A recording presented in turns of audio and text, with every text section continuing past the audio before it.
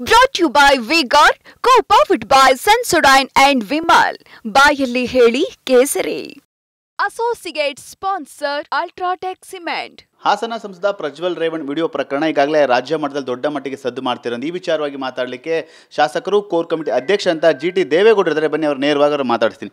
Sir, ಈ ಒಂದು ಪ್ರಕರಣದಲ್ಲಿ ಸಿದ್ದರಾಮಯ್ಯ ಅವರು ಒಂದು ಮಾತನ್ನು ಹೇಳಿದ್ದಾರೆ. ವಿದೇಶಕ್ಕೆ ಅವರು ಪರಾರಿ ಆಗಲಿಕ್ಕೆ ದೇವೇಗೌಡರೇ ಕಾರಣ, ದೇವೇಗೌಡರೇ ಅವರ ಮೊಮ್ಮಗನ್ನ ಸಂಸದ ಪ್ರಜ್ವಲ್ ರೇವಣ್ಣನ ಕಳಿಸ್ಕೊಟ್ಟಿದ್ದಾರೆ ಅಂತೇಳಿ.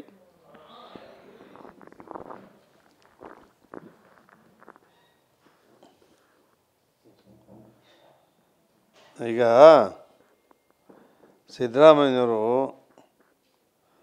ಭಾಳ ವರ್ಷಗಳಿಂದ ಶಾಸಕರಾಗಿ, ಮಂತ್ರಿಯಾಗಿ, ಉಪಮುಖ್ಯಮಂತ್ರಿಯಾಗಿ, ಮುಖ್ಯಮಂತ್ರಿಯಾಗಿ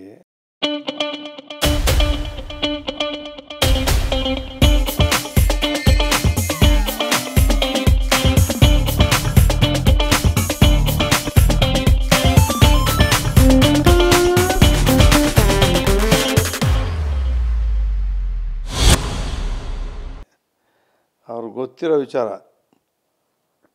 ಲೋಕಸಭಾ ಸದಸ್ಯರು ಗೆದ್ದು ಪ್ರಮಾಣ ವಚನ ಸ್ವೀಕಾರ ಮಾಡಿದ ಮೇಲೆ ಅವ್ರಿಗೆ ರೆಡ್ ಪಾಸ್ಪೋರ್ಟ್ ಕೊಡ್ತಾರೆ.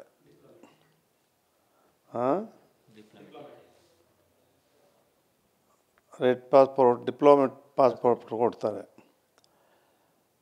ಬೇರೆ ದೇಶಗಳಿಗೆ ಹೋಗ್ಲಿಕ್ಕೆ ಕೆಲವು ದೇಶಗಳಿಗೆ, ನಿಮ್ಮ ಜರ್ಮನ್ನು, ಯುರೋಪ್ ಕಂಟ್ರೀಸ್ಗೆ ಅವ್ರಿಗೆ ವೀಸಾನೇ ಬೇಕಿಲ್ಲ, ಅದೇ ಪಾಸ್ಪೋರ್ಟ್ಸಲ್ಲಿ ಹೋಗ್ತಾರೆ. ಬೇರೆ ದೇಶಕ್ಕೆ ಎಲ್ಲರೂ ಅವಶ್ಯಕತೆ ಇದ್ದರೆ ವಿತಿನ್ 1 ಅವರಲ್ಲಿ ಅವ್ರಿಗೆ ವೀಸಾ ಕೊಡ್ತಾರೆ. ಅದಕ್ಕೆ ದೇವೇಗೌಡರು ರೆಕಮೆಂಡ್ ಮಾಡಿದ್ರು, BJP ಅವ್ರು ಕೊಡಿಸಿದ್ರು, ಮೋದಿಯವ್ರು ಕೊಡಿಸಿದ್ರು ಅಂತ ಯಾಕೆ ಹೇಳ್ತಿದ್ದಾರೆ ಅಂದರೆ, ಅಮಿತ್ ಶಾ ಅವರು ನೇರವಾಗಿ ಪ್ರಿಯಾಂಕಾ ಗಾಂಧಿ ಬಂದು ಕರ್ನಾಟಕದಲ್ಲಿ BJP ಮೇಲೆ ಯಾವಾಗ ಹೇಳಿದ್ರು, ಕೇಂದ್ರ ಸರ್ಕಾರ ನಾವೇನೂ ಮಾಡಲಿಕ್ಕೆ ಅಧಿಕಾರ ನಮಗಿಲ್ಲ, ಎಲ್ಲ ನಿಮ್ಮಲ್ಲೇ ಇದೆ ಅಧಿಕಾರ, ನಿಮ್ಮದೇ ಮುಖ್ಯಮಂತ್ರಿ, ನಿಮ್ಮದೇ ಉಪಮುಖ್ಯಮಂತ್ರಿ, ನಿಮ್ಮದೇ ಸರ್ಕಾರ, ನೀವು ಯಾಕೆ ಕ್ರಮ ಕೈಗೊಂಡಿಲ್ಲ, ಯಾರು ಜವಾಬ್ದಾರಿ, ಯಾರ ಮೇಲೆ ಹಾಕ್ತೀರಿ ನೀವು ಅಂತ ಅಮಿತ್ ಶಾನೇ ಹೇಳಿದ್ದಾರೆ. ಇವರು ಈಗ ಸಿದ್ದರಾಮಯ್ಯನವರು ದೇವೇಗೌಡರು ಕಳಿಸ್ಬಿಟ್ರು. ಇದೆಲ್ಲವೂ ಕೂಡ ದೇವೇಗೌಡರ ಮೇಲೆ 60 ವರ್ಷದ ಸುದೀರ್ಘ ರಾಜಕಾರಣದಲ್ಲಿ ಅವರು ಯಾವತ್ತೂ ಕೂಡ ಒಂದು ಕಪ್ಪು ಚುಕ್ಕೆ ಅವ್ರ ಮೇಲಿಲ್ಲ. ಯಾವ ಜನನೂ ಕೂಡ ಅವ್ರ ಮೇಲೆ ಯಾವುದು ಹೇಳಿದ್ರು ಕೂಡ ಒಪ್ಪೋದಿಲ್ಲ. ಇಂಥ ಸಂದರ್ಭದಲ್ಲಿ ಈ ರೀತಿ ಹೇಳ್ತಾ ಇರ್ತಕ್ಕಂಥ ಸಿದ್ದರಾಮಯ್ಯನವ್ರಿಗೆ ಸುಳ್ಳು ಹೇಳ್ತಕ್ಕಂಥದ್ದು ಶೋಭೆ ಅಲ್ಲ. ರಾಜಕೀಯಕ್ಕೋಸ್ಕರ ಈ ರೀತಿ ಸುಳ್ಳನ್ನು ಹೇಳಬಾರ್ದು ಅನ್ನೋದು ಅವ್ರು ತಿಳ್ಕೋಬೇಕು ಅಂತ, ಈ ಥರ ಹೇಳಬಾರ್ದು ಅಂತೇಳಿ ಅವರಲ್ಲಿ ನಾನು ಮನವಿ ಮಾಡ್ತೀನಿ. ಅಲ್ಲ, ಯಾಕೆ ಈ ಒಂದು ವಿಚಾರಕ್ಕೆ ಸಂಬಂಧಪಟ್ಟಂತೆ BJPನ ಪದೇ ಪದೇ ತಳ್ಕಾಕುವಂಥ ಕೆಲಸ ನಡೀತಾ ಇದೆ ಅಂತೇಳಿ ಅವ್ರಿಗೆ BJP ಮತ್ತು JDS ಸೇರಿದ ದಿವಸದಿಂದನೂ ಕೂಡ BJP ಏನು ಹೇಳುತ್ತೆ, BJP ಏನು ಹೇಳುತ್ತೆ, ನಮಗೆ 3 ಕ್ಷೇತ್ರ ಬಿಟ್ಕೊಟ್ಟಿದ್ದಾರೆ, ದಳದಿಂದನೇ ಟಿಕೆಟ್ ಕೊಟ್ಟಿರೋದು, ದಳದಿಂದನೇ ಅಮಾನತ್ ಮಾಡಿರೋದು ನಾವೀಗ ಪಕ್ಷದಿಂದ. ನಾವು ಅವರು ಒಂದಾಗಿರೋದಕ್ಕೆ, ಇವರು BJP JDS ಇಬ್ಬರು ಒಂದಾಗಿರೋದು ಒಂದೇ ಕಾರಣಕ್ಕೆ ಮುಂದೆ ನಮಗೆ ಕಷ್ಟ ಆಗ್ತದೆ. MP ಚುನಾವಣೆಯಲ್ಲೂ ಕೂಡ ಗೆಲ್ತಾರೆ ಅವರು, ಮುಂದೆ ವಿಧಾನಸಭಾ ಚುನಾವಣೆ ಬಂದರೆ ಅವರೇ ಗೆಲ್ತಾರೆ ಅಂತಕ್ಕಂಥ ಕಾರಣದಿಂದ ಕಾಂಗ್ರೆಸ್ಸು ಉಳಿಯೋದು ಕಷ್ಟ ಕರ್ನಾಟಕದಲ್ಲಿ ಅಂತಕ್ಕಂಥ ಭಾವನೆಯಿಂದ ಈ ರೀತಿಯ ಮಾತುಗಳನ್ನ ಆಡ್ತಿದ್ದಾರೆ.